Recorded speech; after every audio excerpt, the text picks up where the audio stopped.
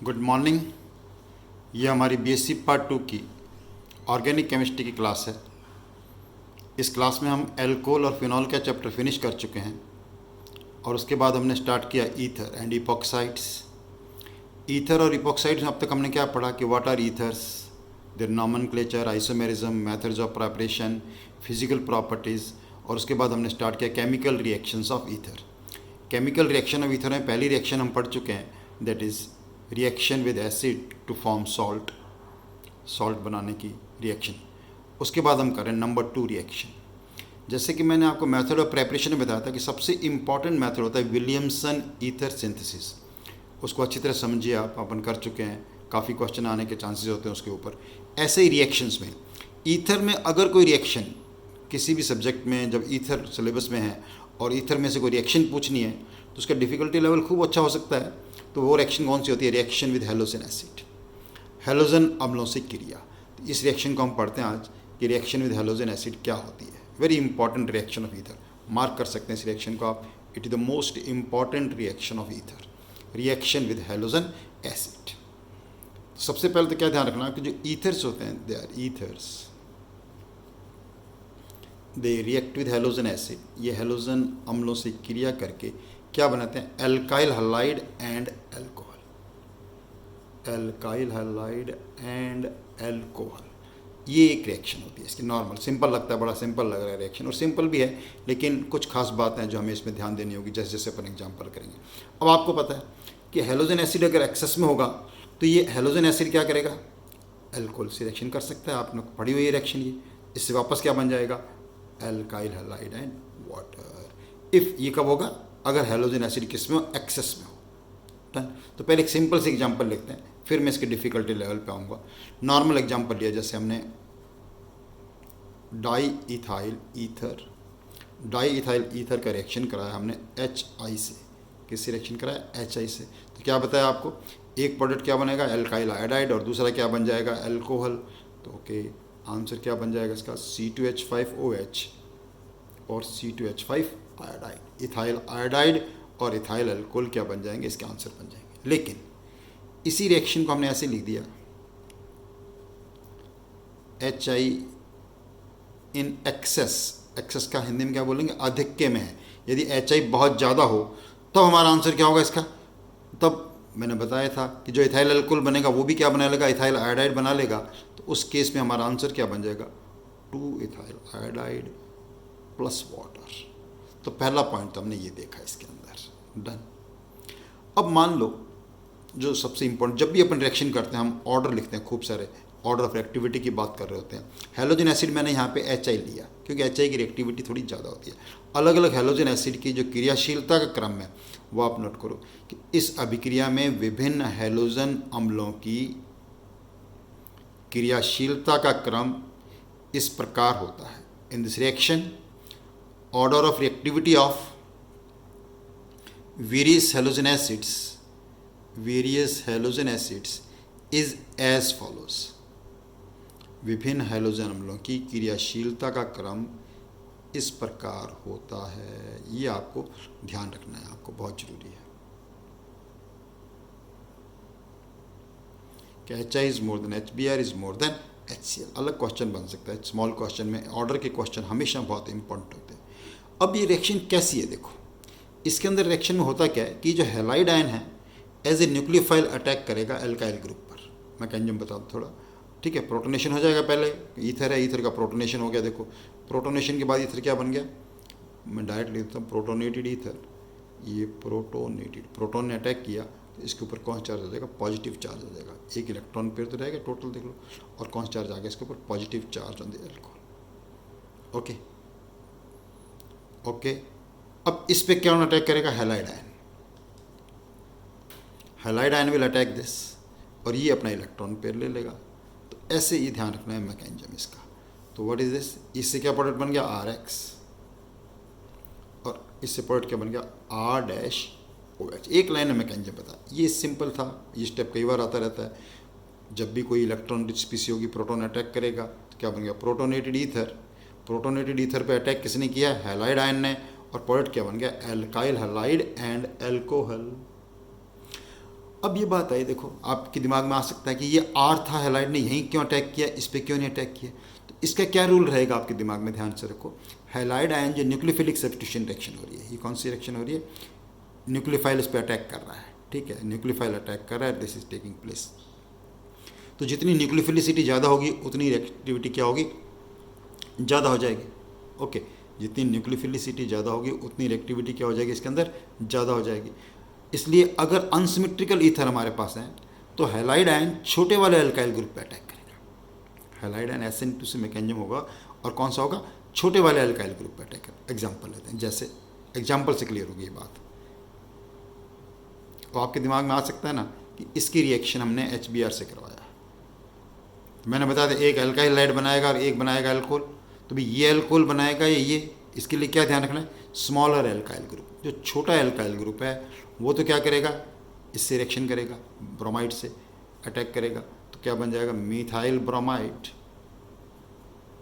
और दूसरा पॉइंट क्या बनेगा, अल्कोहल। बस ये एक पॉइंट तो ये ध्यान रखो, सबसे इंपॉर्टेंट पॉइंट, कि अगर अनसिमेट्रिकल ईथर हो तो छोटा अल्काइल ग्रुप नॉर्मल कंडीशंस में, अभी मैंने वर्ड यूज़ किया नॉर्मल कंडीशन में, कुछ और आएंगे बाद में बातें आएंगी, तो यहाँ आपने क्या किया, मिथाइल ब्रोमाइड और ईथर कर दिया, ठीक। अब इसके अकॉर्डिंग और एग्जाम्पल बताता हूँ, जैसे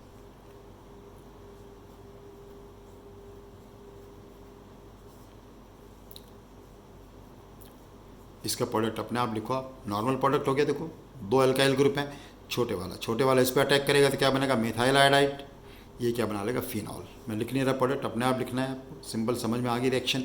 रिएक्शन लिखने के बाद खुद आपको प्रोडक्ट लिखना आना चाहिए। ओके, थोड़ा एक टिपिकल एग्जांपल लेता हूँ। मान लो हमारे पास साइक्लिक ईथर आ गया, cyclic ether THF solvent group अपन कई रिएक्शन में यूज़ करते रहते हैं। आपको ऑक्सीमर्क्यूरेशन डीमर्क्यूरेशन रिएक्शन में बताया था इसका यूज़। टेट्राहाइड्रोफ्यूरान, यहाँ अगर डबल बॉन्ड लग जाते हैं तो इस कंपाउंड का नाम आपको आता है फ्यूरान होता है। फ्यूरान को सैचुरेशन कर दिया तो क्या बन गया, टेट्राहाइड्रोफ्यूरान। इसको हिंदी में भी टेट्राहाइड्रोफ्यूरान ही लिखना पड़ेगा, है ना, टेट्राहाइड्रोफ्यूरान। अगेन अब HI लिखा, देखो तो क्या होगा, आयोडाइन, ये वाटर मॉलिक्यूल निकल जाएगा और यहाँ पे एक आयोडीन जुड़ जाएगा और एक आयोडीन यहाँ जुड़ जाएगा, तो प्रोडक्ट क्या बन गया, ये पार्शन था, इस पर क्या आ गया, आयोडाइड, इस पर भी क्या आ गया, आयोडाइड प्लस वाटर। वही बिल्कुल जैसे एक्सेस में रिएक्शन करता है, 1,4 डाइआइडोब्यूटेन नॉर्मल कंपाउंड है, 1,4 डाइआइडोब्यूटेन कंपाउंड बन गया जी। एनीवे, लेकिन देखो अनसिमेट्रिकल की तरह, अब ये टिपिकल एग्जाम्पल, जब आपको क्वेश्चन आएगा नॉर्मल, मैंने कहा था HI की रिएक्शन बहुत इंपॉर्टेंट है, HX के साथ रिएक्शन, तो ये चीज़ अपने को ध्यान रखना। नेक्स्ट पॉइंट जो बता रहा हूँ ध्यान रखना है। नेक्स्ट पॉइंट में क्या ध्यान है, मैंने अभी क्या बताया आपको कि अनसिमेट्रिकल ईथर में हैलाइड आयन कहाँ अटैक करता है, छोटे अल्काइल ग्रुप। नॉर्मल कंडीशंस में ये बात ठीक है, लेकिन अगर दूसरे वाला अल्काइल ग्रुप बड़ा हो लेकिन ट्रशरी हो या ज़्यादा स्टेबल कार्बोकटाइन बनाने वाला हो, जैसे बेंजाइल, एलाइल, इस प्रकार का हो, तो उस केस में क्या होता है, उस केस में पहले ब्यूटाइल जो ग्रुप है, एलाइल ग्रुप है, वो क्या बना लेंगे अपने पास, कार्बोकटाइन बनाएंगे, और कार्बोकटाइन बनाने के कारण वो क्या बना लेगा, आयोडाइड, और अल्कोहल बनाएगा दूसरा वाला ग्रुप। जैसे एग्जांपल लिया आपने टर्शरी ब्यूटाइल मिथाइल ईथर, और इसका रिएक्शन कराया HI से, इसका रिएक्शन किससे कराया, HI से। अब क्योंकि ये कार्बोकटाइन बहुत स्टेबल बना सकता है, इसलिए ये मैकेनिज्म, नॉर्मली सारे मैकेनिज्म कौन से होते हैं, SN2 मैकेनिज्म होते हैं। ये मैकेनिज्म कौन सा हो जाएगा, SN1 मैकेनिज्म हो जाएगा। SN1 मैकेनिज्म हो गया तो SN1 का मतलब ब्यूटाइल कार्बोकटाइन बनेगा। ब्यूटाइल कार्बोकटाइन नेक्स्ट स्टेप में इसे रिएक्शन करेगा आयोडाइड से, तो अब आंसर क्या हो जाएगा इसका, बस ये पॉइंट आपको समझ में आ गया। तो इस रिएक्शन का आंसर कभी गलत नहीं हो सकता।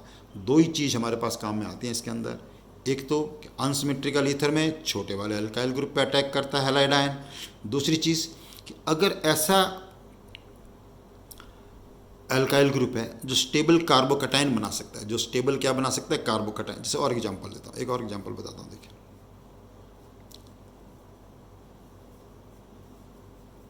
बेंजाइल और यहाँ लिया फिनाइल, HI SN1, इससे हमने ये रिएक्शन किया। अब अगर हम नॉर्मल उस रूल को देखें तो क्या बनाएंगे, इससे तो बनाएंगे आयोडाइड और इससे बनाएंगे अल्कोहल, नहीं। अब क्या होगा यहाँ पर, benzyl can form a very stable carbocation, तो बेंजाइल तो आयोडाइड बन जाएगा और फिनॉल प्रोडक्ट बन जाएगा। बेंजाइल क्या बन जाएगा? आयोडाइड, और दूसरा आंसर क्या बन जाएगा? फिनॉल। बस, वेरी इंपॉर्टेंट रिएक्शन। इस पूरे पेज का आप स्नैपशॉट लीजिए, देखो आपको सारी रिएक्शन बहुत ध्यान से दिखाई देंगी, बहुत अच्छी तरह आप देख सकते हैं। और it is the most important reaction of ether. Ether की सबसे इंपॉर्टेंट रिएक्शन में से एक रिएक्शन है, और रिएक्शन बहुत सारे लिखेंगे अपन अभी। नेक्स्ट रिएक्शन लिखो, नंबर 3 डालो। Next reaction, ether reaction with dilute H2SO4। Tanu H2SO4 से क्रिया, reaction with dilute H2SO4। Dilute H2SO4 से क्या हो जाएगा? इसका जल अपघटन हो जाएगा, हाइड्रोलिसिस हो जाएगा। तो एक लाइन लिख सकते हैं आप कि ईथर्स की क्रिया तनु H2SO4 से करने पर एल्कोहल प्राप्त होते हैं। Ethers react with dilute H2SO4, ये डाइल्यूट वाटर H2SO4 हीट किया हमने, हाइड्रोलिसिस। हाइड्रोलिसिस मतलब एक पे क्या आ गया? OH, ठीक है, H आ गया यहाँ पर, इसको यूँ समझ सकते हैं, HOH, ये अल्कोहल, ये भी अल्कोहल, दैट इज एल्कोहल बन जाते हैं। क्या बन जाते हैं इस रिएक्शन में? एल्कोहल बनते हैं। नॉट दैट इंपॉर्टेंट रिएक्शन, लेकिन हमें रिएक्शन आने चाहिए। नेक्स्ट रिएक्शन लिखो, रिएक्शन विद PCl5। ईथर की नेक्स्ट रिएक्शन लिखिए, रिएक्शन विद PCl5। PCl5 से क्रिया, डन। इसमें लिख लीजिए आप, ether reacts with PCl5 to form ethyl chloride. Ether की क्रिया PCl5 से करने पर इथाइल क्लोराइड बनते हैं। अब देखो, ये इथाइल क्लोराइड बन जाएगा, product will be ethyl chloride and by product will POCl3। By product क्या हो जाएगा इसका? POCl3। ओके, बहुत ध्यान से इस पूरे पेज का आप स्नैपशॉट ले लीजिए, और उसके बाद अपन नेक्स्ट पेज चेंज कर रहा हूँ अब मैं। नेक्स्ट रिएक्शन लिखो इसका, रिएक्शन विद एसिटिक एनहाइड्राइड और acetyl chloride. Reaction with acetic anhydride and acetyl chloride. Next reaction लेते हैं। Now we are taking the next reaction of ether, that is, number आप डाल लीजिए जो भी चल रहा है, I think 5th reaction it is. तो रिएक्शन विद एसिटाइल क्लोराइड, और चलो मैंने क्या यूज़ बताया आप बताइए आपको इसका। एसिटाइल क्लोराइड और एसिटिक एनहाइड्राइड, क्या मतलब होता है इस रिएक्शन का? ये रिएक्शन किसके लिए काम आती है? एसिटाइलेशन के काम आती है। किसके काम आती है? एसिटाइलेशन के काम होती है। बिल्कुल एस्टर बनते हैं एसिटाइलेशन में, तो बिल्कुल वही प्रोडक्ट होगा। एसिटाइल क्लोराइड से रिएक्शन कराएं या एसिटिक एनहाइड्राइड से? एल्कोहल में भी पढ़ा हमने, कितनी जगह रिएक्शन आती जाती है, एमीन्स पढ़ेंगे फिर आ जाएगा। जहाँ भी एसिटाइलेशन करते हैं, both are reagent for acetylation. ये दोनों रीजेंट हैं किसके लिए? एसिटाइलेशन के लिए। मैंने ये भी बताया था कि दोनों में से कौन सा बेटर रीजेंट होता है? एसिटिक एनहाइड्राइड जो है वो बेटर रीजेंट होता है। चलो इस रिएक्शन को पूरा करते हैं।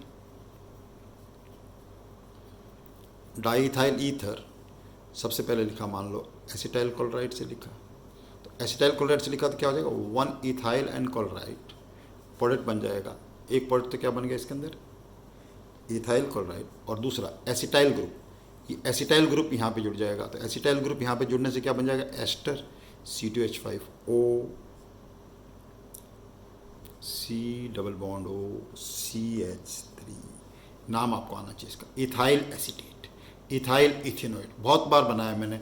नहीं, अगर एस्टर के नाम लिखने में दिक्कत हो तो आप मेरा डायरेक्ट वीडियो है एक, नॉमेनक्लेचर ऑफ एस्टर, वो आप आराम से देख सकते हैं, क्योंकि एस्टर का नाम लिखने में बहुत दिक्कत आती है बच्चों को। इसलिए मैंने नॉमेनक्लेचर ऑफ एस्टर पे एक अलग वीडियो बनाया है, और उसको आप इसको देख सकते हैं आराम से। नाम लिख लो, ethyl acetate, ethyl ethanoate. Esters के नाम आपको आने चाहिए लिखने अच्छी तरह से। अब यही रीजेंट रहा, ईथर यही रहा, लेकिन इसी ईथर की रिएक्शन अब हमने कराया एसिटिक एनहाइड्राइड से। सेम प्रोडक्ट बनेगा, same ester, very important reaction. This is again important. What happens when ether is treated with acetic anhydride. क्या होता है जब ईथर की क्रिया एसिटिक एनहाइड्राइड से कराई जाती है. तो ये आपको बहुत अच्छी तरह आना चाहिए.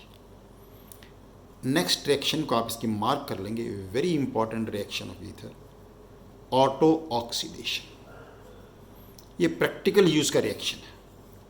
This is reaction of practical. Reaction की कोई खास बात नहीं है इसके अंदर, रिएक्शन बता देंगे, लेकिन इसकी इंपॉर्टेंस बहुत है. सुनो ध्यान से कि ईथर्स को अगर हम खुला छोड़ दें लाइट और एयर की प्रेजेंस में, लाइट और एयर की प्रेजेंस में अगर खुला छोड़ देते हैं तो इनके अल्फा पोजीशन पे क्या बन जाते हैं, परऑक्साइड्स बन जाते हैं. क्या बन जाते हैं, परऑक्साइड्स. डन. दैट इज, इस लाइन को आप लिख सकते हैं कि ईथर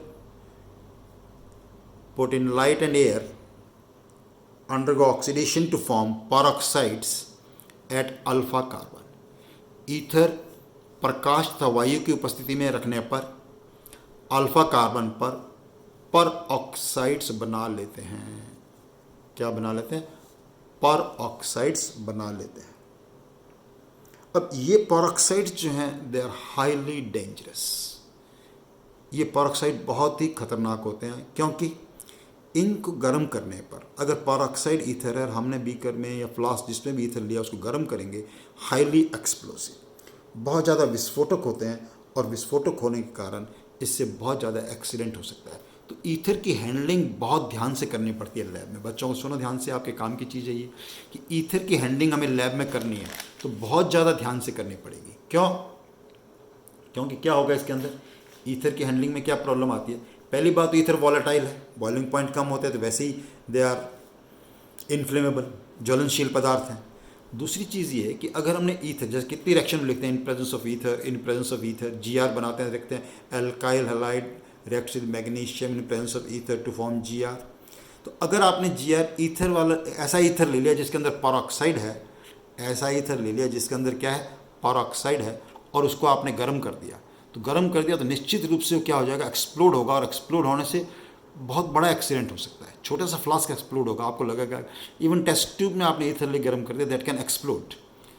तो ether peroxide is very dangerous in nature.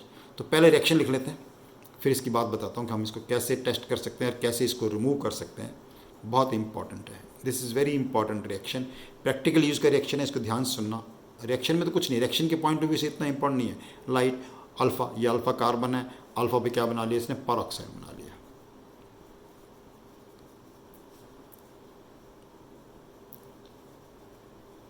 Peroxide, peroxide को मैं जानबूझ के दूसरे पेन से लिख रहा हूँ, very dangerous.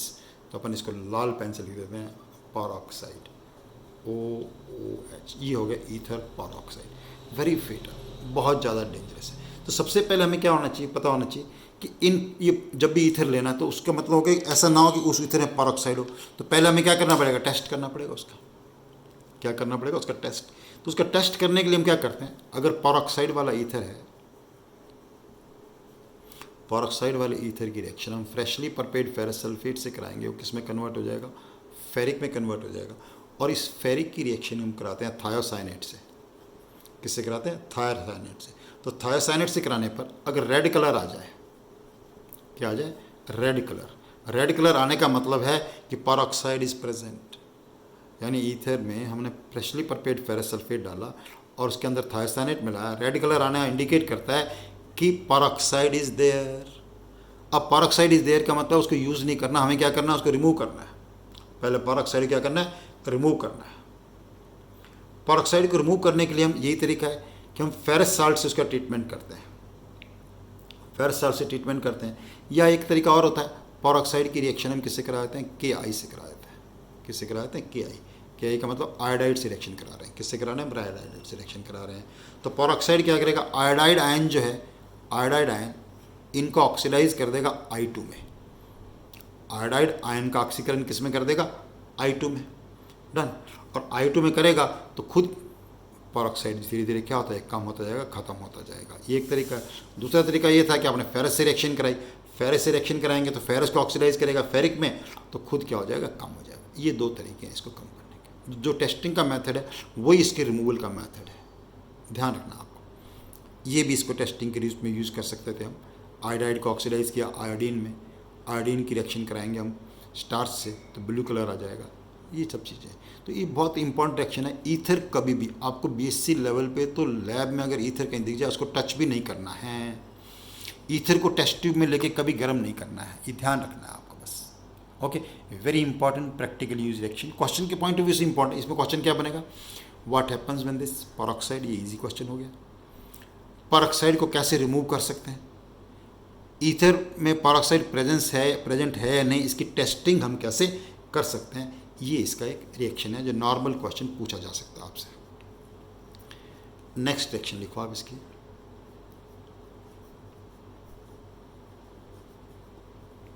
Halogenation. Next reaction क्या लिखेंगे आप इसकी, हैलोजिनेशन। अब ये सिंपल रिएक्शन है। ईथर क्या करता है, हैलोजन से रिएक्शन करेगा इन डार्क क्योंकि सब्स्टिट्यूशन रिएक्शन करनी है हमें, अल्फा पोजीशन पे रिएक्शन करेगा। कहाँ रिएक्शन करेगा, अल्फा। अगर सारी की सारी अल्फा ऑक्युपाइड हो जाएंगी तब दूसरी जगह इसका हैलोजिनेशन हो सकता है। तो reaction is simple, it is a substitution reaction, that is ether reacts with halogen in dark. तो नॉर्मल हैलोजन हमारे पास कम है तो क्या होगा, अल्फा, ये अल्फा कार्बन है, ये भी अल्फा कार्बन है, यहाँ पर क्या होगा, सब्स्टिट्यूशन होगा। तो जैसे मोनो अल्फा भी बन सकता है, डाई भी बन सकता है, डिपेंडिंग अपॉन कि कितना लिया। जैसे इसका प्रोडक्ट बनाने का तरीका क्या होगा, ये यहाँ पे Cl लगा दे, क्या हो गया, अल्फा क्लोरो ईथर। नाम क्या होगा इस कंपाउंड का, अल्फा क्लोरो ईथर। ऐसा भी हो सकता है कि दोनों अल्फा पे सब्स्टिट्यूशन हो जाए, तो इसका नाम क्या हो जाएगा, alpha alpha dash die chloro ether. और अगर हमने Cl2 बहुत ज़्यादा एक्सेस में ले लिया तो पहले अल्फ़ा पे अल्फ़ा होगा, सारे अल्फ़ा को पहुँच जाएंगे तो नेक्स्ट भी हो सकते हैं। तो सारे के सारे हाइड्रोजन किससे रिप्लेस हो सकते हैं, all hydrogen can be replaced by chlorine. सारे के सारे हाइड्रोजन जो है वो किससे रिप्लेस हो सकते हैं, जब सारे रिप्लेस हो जाते हैं तो नाम क्या, वह तो डेका क्लोरो ईथर हो गया, 5 हाइड्रोजन थे 5, लेकिन इसको क्या बोलते हैं, पर क्लोरो ईथर। क्या नाम देंगे इसको, पर क्लोरो ईथर। ओके, तो काफ़ी रिएक्शंस हमने आज कवर किए हैं इसके। लास्ट में हमेशा आप देख लिया करो, मैं एक चीज़ बोलता हूँ हमेशा कि इन वीडियोस को आप धीरे धीरे देखें, रोक के, पॉज कर के, और उन रिएक्शंस को देख के फिर अपनी कॉपी में इनके नोट्स बनाएं, तो आपको लगेगा बिल्कुल क्लासरूम में जैसे आप पढ़ रहे हैं, बिल्कुल वैसा, उससे भी ज़्यादा फ़ायदेमंद है। क्योंकि आप यहाँ पॉज कर सकते हैं, रोक सकते हैं, एक रिएक्शन को आप 2 बार 3 बार 4 बार देख सकते हैं। Keep doing your work. यहाँ से अभी रिएक्शन ख़त्म नहीं हुई है, नेक्स्ट लेक्चर में भी हम क्या कंटिन्यू करेंगे, reactions of ether. Thank you very much.